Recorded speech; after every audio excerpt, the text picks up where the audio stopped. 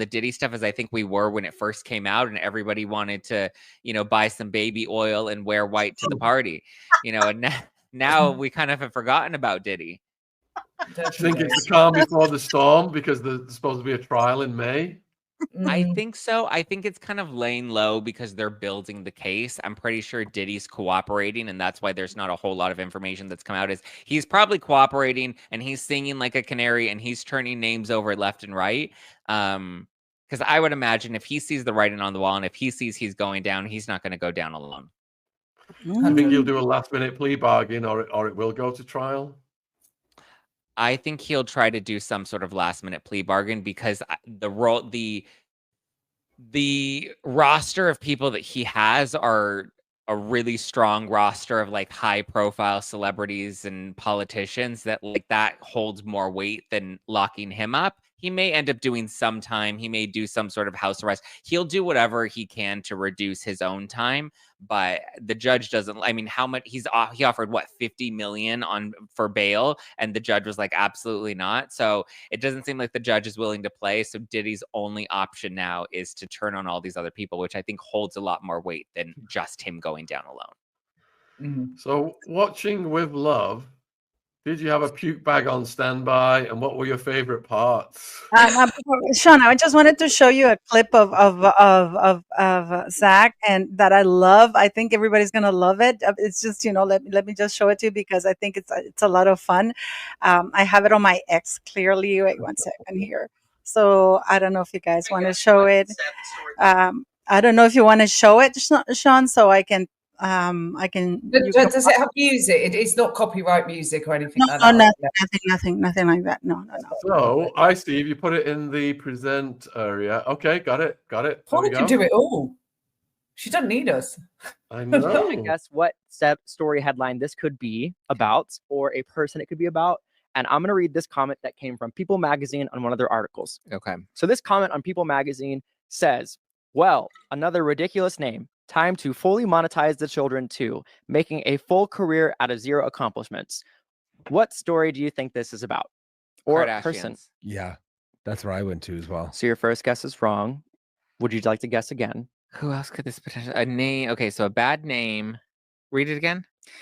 Well, another ridiculous name. Time to fully monetize the children too, making a full career out of zero accomplishments. Hit by the tabloids a lot. Denise Richards. No. Well, you had your chance. Kanye? This is a comment left on a story titled Meghan Markle renames lifestyle brand America Riviera Orchard to As Ever. I saw this morning. Yeah. How did I not think? I don't know. So this article came out. You like Meghan Markle, don't you? No. About your girl, Meghan Markle. She renamed her orchard because it just seemed that she was, what she said, limited. Was it her actual? Fuck off. I'm so sick of her. Okay, she's trying to be like a white Oprah with the orchards in Montecito. She's trying to be the Black Gwyneth Paltrow. I can't. She said she was black, didn't she? Well. Yeah, I remember she called the royal family racist because people confuse her for Beyonce all the time. Her show's coming out soon. So less than a year after she debuted this orchard, she has rebranded this to be a lifestyle brand. So when she was making products and other things, and also the delay of the obviously title we talked about for Netflix, this came at an appropriate time. Just you saying like launching of an orchard, or what did you say? What was lifestyle brand? Yeah, it's Goop. It's too much. It's her Goop. It is a Goop. But like we did Goop, and then we did Poosh, and then I mean, As Ever. I can't anymore. But Goop like, does anybody who's like, yeah, let me read Meghan Markle's lifestyle brand website? I know some mothers from the Southern Belt who would probably take a read, but I wouldn't necessarily myself. Who does she have a website, like a lifestyle website? She used to have the TIG, remember? Yeah, and she shut that down when she had met Harry. Correct. And who then she'd never heard of before. That's what she claims, not me. I just her words. Just stop with that. And that's the end of my fun game. Thank you for playing. I actually liked that game. But wait, that was it with Meghan Markle? Yeah, she just renamed it. And so not everyone's very happy with the name change. They're like, okay, like the name is horrible. Some are saying like As Ever. The original name, people looking at it when what was the original name? American Riviera Orchard. They had a bunch of things like obviously potentially. And what's it called now again? As Ever. Let's just now it's called As Ever. We need to stop talking about this. It's bad. Well, I mean, I get why she changed the name originally. It was very like white supremacist. Was that why she changed it? I don't know. I mean, kind of, yeah. Right? You're not wrong. Yeah. Like, but the new one is terrible. What was it called? The Confederate what? American Riviera Orchard. Oh, that was hilarious. I mean, what do you make of all of it? And by the way, the brand still not registered. It's still pending. So she doesn't have a lifestyle brand. What do you make of all of this? She is just a joke. I mean, come on. Like, there's every time I see something else about her, like I'm waiting for her to launch something. Like, she has no products. She has no her website isn't even launched. I mean, nobody knows what her brand is even. Also, what a knockoff brand that she has. Her Netflix show was was straight out of 2015 Pinterest with her rainbow fruit art. I was waiting for her to teach us how to make macaroni art. And then she has her podcast coming out that's this hashtag girl boss movement from 2016 that I'm just like, at what point is she going to get with the times? Jen? Honestly, I couldn't stand it. It was the disingenuous, false product she was trying to show to the world there that really insulted me. And I thought, if she was just there and she was like, look, guys, I don't cook. I've got a chef who cooks for me. This isn't what I do at home. This isn't what I wear when I'm at home. I don't, what was it? Wear expensive up top, cheap down bottom. And yeah, I don't prepare these, what are they called? Those, what does she call them? The vegetable bowls, platters. Crudités. Yeah, crudités. She doesn't do any of that at home. She doesn't make bar salts for her guests. But was just totally straight up. Instead of hiring people she barely knew to come onto this show, then maybe I'd watch it and tolerate it. And if she was her total self, but it was embarrassing to watch. It's terrible. You don't believe that she has her bee farm in her backyard and then goes and gets wax and brings the wax into the kitchen and makes candles from scratch? Oh my God. I'm sorry, my 2-year-old son could do that. It was ridiculous. It was the words can't explain it, and I thought it might get a bit better, so I carried on because I had Paula on the show after episode 2, and I was like, oh God, this is terrible. We'll watch a bit more later on, and I stopped watching it, and then one of my friends came over and she put it on TV, unfortunately for me. And there I was again, but I found I was hooked on how bad it was. So that says a lot about me as a person. Not disgusting with myself being hooked on watching that trash. So I think I need to go seek therapy. Yeah. How far did you get? One viewer wants to know, Jen. How many episodes? Yeah. I got to the end. Did Prince Harry come into it in the end? Yeah. I didn't actually see him on there, but he does allegedly. But yeah, it's in the end episode, and her mother features. How far did you get, Zack? I couldn't make it past the second episode. Okay. I did episode 1. Wasn't it? Yeah, episode 2. Mindy Kaling wasn't like they did a whole kids party, and then at the end there were no kids, and I was like, "What is this sad party with all these balloons?" And it's just the two of them in this awkward scene. They both have children. Like that was the crazy part is they both have kids. They're putting together a children's party, and then there's no children. I just want to see her real. I want to see her in her real kitchen with Harry. You know, we don't need to see the kids because understandably, who wants their kids, on screen? That's total privacy respect there. But just the real her, regardless if she is a total cow in real life, people want to see it and they probably love her for it. If she was like blunt as day, I'd watch it. I'd be like, yeah, I respect that. But lack of respect because she just put that shit together and put it out online. Yeah, I think to your point, if she'd just been real, if she and Harry had been there, and even if she were in her sweats or whatever, and they were cooking breakfast together in the kitchen, like, yeah, you're right. We don't even need the kids. But like something as simple as that, I think people would have appreciated a lot more because they would have actually gotten to know her. But nobody believes that she's cooking in this all white beige outfit with this $1,500 cashmere sweater, and she's just mixing up eggs with Mindy Kaling. It's like it's so like out of touch and ridiculous. And cooking wearing white without shoes, which is anti-hygienic, then nobody, if you're in the kitchen, nobody will ever, what if you drop a knife? I mean, she'll benefit from cutting one of those ugly toes off. But, I mean, she's walking barefoot, which is unhygienic. What is, like wearing silk stuff, like Zach says, cashmere and stuff like that. It's just like cooks like that, and the way she ridiculed Mindy Kaling when she said, look, remember we did that story with the maid, Shaun, that the maid said that Meghan Markle used to mock the Hispanic accent. Yes. Remember that we had that, and because we interviewed that maid, and that Meghan Markle used to mock, they were, Hispanic, the staff, right, the domestic staff, the servants, if she wants to call them like that. So she would mock them because they couldn't say, Her Royal Highness Princess Meghan, the Duchess of Sussex is like a mouthful. And she used to make fun of their accent. So when I saw that with Mindy Kaling, I'm like, and I don't know why they left that in. Why do you think they would leave something like that in? Because it looks bad, doesn't it, Zach? I mean, I secretly think that the producers and the editors couldn't stand her. And so that's why they leave all of these little things. Like somebody even pointed out that when in the first episode, when she was making the popcorn with the full cob that she puts into the microwave, that they didn't even catch that when she pulls the popcorn out, that there's actual popcorn that's already on the counter, that it made it look like that popcorn was homemade out of the microwave, and it wasn't. So there were just a lot of those little things. I mean, and even like the moment with her and Mindy Kaling with the when she's like, tell me about your look, and she like mocks her in that. I think a lot of those moments that don't make Meghan look good, you can tell like the editors could have very easily scrubbed that and given her the best possible edit, and they did it. And I think it's obvious that they don't, because they probably didn't like her. I mean, we heard that there was reportedly 80 people that she had working on this show, which is insane. Can you imagine if there had 80 people, Zach? Can you imagine if we had that budget and 80 people? Can you imagine what we do with that? Oh, please, we would produce a good show.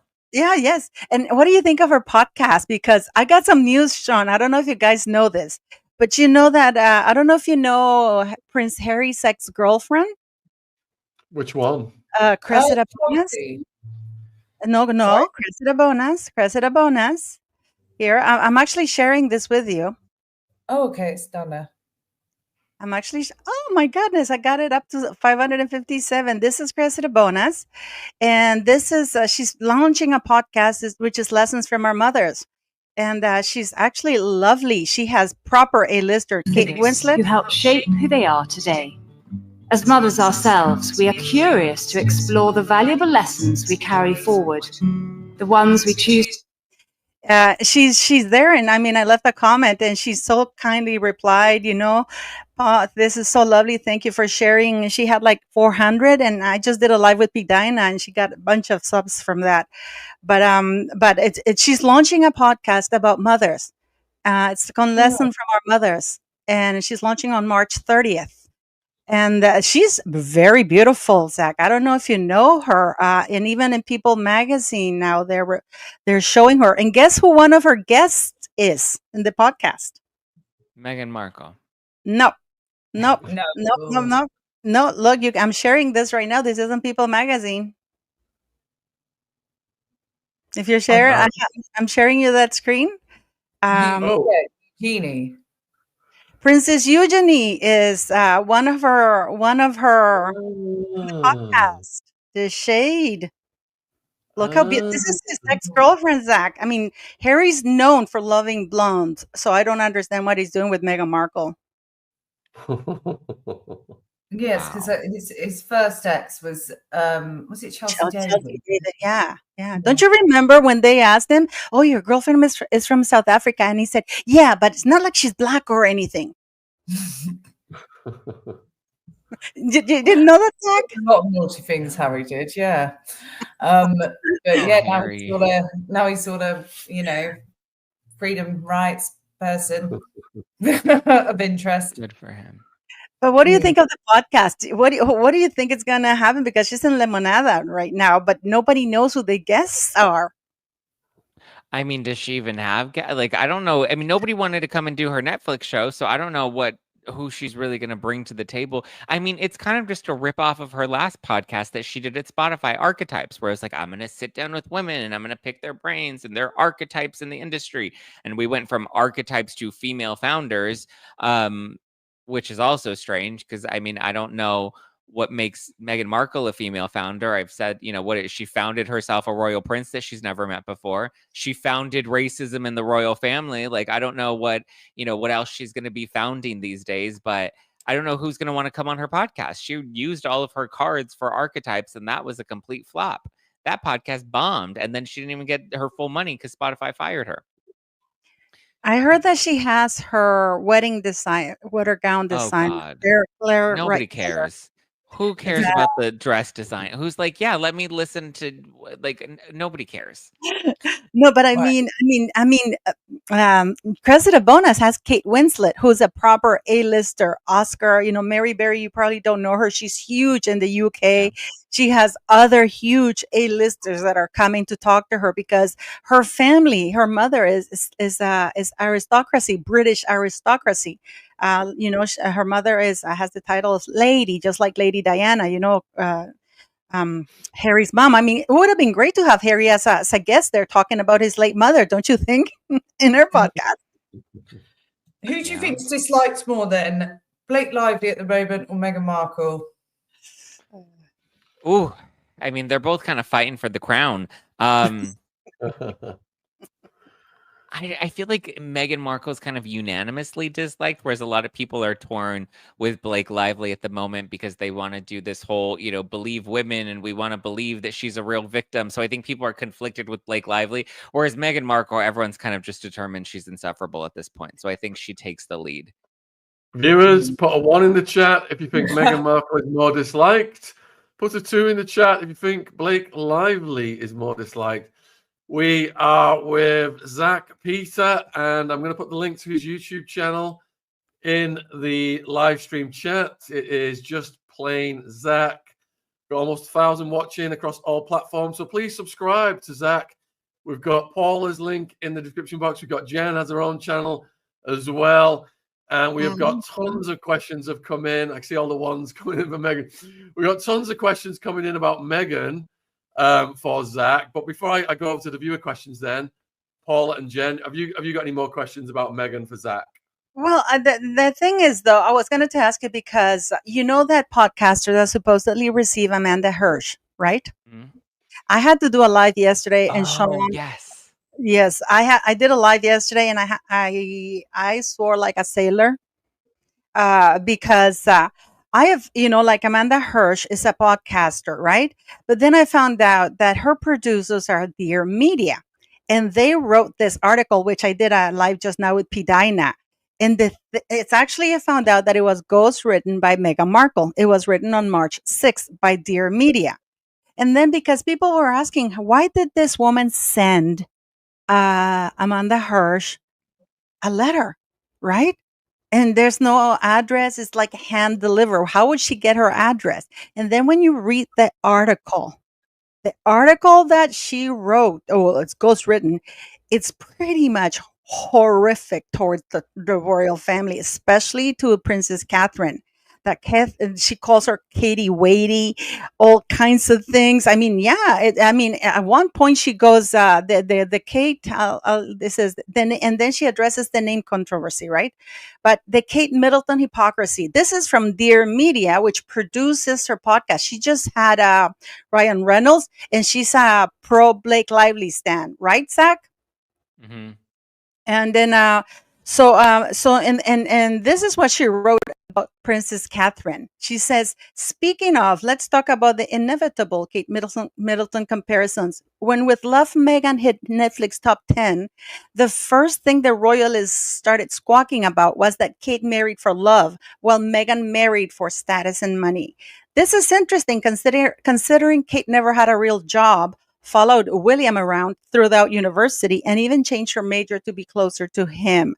The woman dedicated her entire early adulthood to securing that ring, even as the man is William, plowed through countless aristogirls and college flings, earning her the Weighty Katie nickname. This is Meghan. And this is the worst part.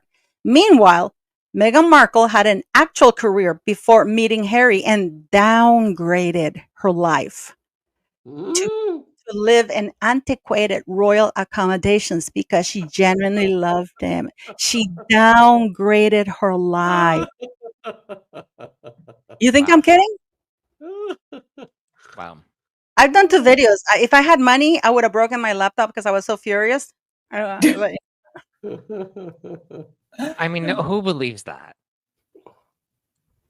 I mean, she's downgraded her life now because she went from the royal family and now she's had this fall from grace. She turned her and Harry into the royal refugees that had to seek, asylum in Tyler Perry's mansion here in California. Like, it's insane that they positioned themselves, like, their fall from grace is crazy. Like, she took him out of the royal family and then now she suddenly wants to be a duchess again. But, she suddenly, what did she give up her acting career? It wasn't even that hot of an acting career. She was on Suits. She wasn't even like the main character on Suits. No, she did 138 minutes in all 7 seasons altogether. That was her contribution. They were counted by George the Giant Slayer. He took a hit for all of us and watched the series. And I'm serious. He counted. You know how George is, right? And he counted that it was a little bit under 138 minutes for the 7 or 8 seasons she was in. So that averaged to 1 minute and 27 seconds per episode out of the 40